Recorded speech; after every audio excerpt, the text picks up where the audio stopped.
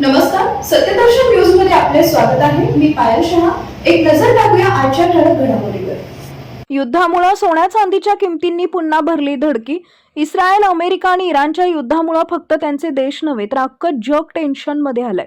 या तणावाचा संघर्षाचा परिणाम सोन्या चांदीवर देखील होत असून दोन्ही धातूंच्या किमतीत सरकन वाढ झाली आहे. 4 मार्च रोजी सकाळी सोन्याचे भाव किती होते जाणून घेऊया. इस्रायल, अमेरिकेनं इराणवर हल्ला केल्यानं इराणनं त्यांच्यावर प्रतिहल्ला चढवलाय. सध्या जगात युद्धाचे ढग असून सगळीकडे अशांततेचं वातावरण पाहायला मिळतंय. याचाच परिणाम बाजारावरही दिसत असून सोन्या चांदीच्या किमतींनी थेट वरची पायरी पकडली आहे. आज सोनं आणि चांदीच्या किमती वाढल्या. स्थानिक बाजारात सोने आणि चांदी दोन्ही मजबूत पातळीवर व्यवहार करतायत.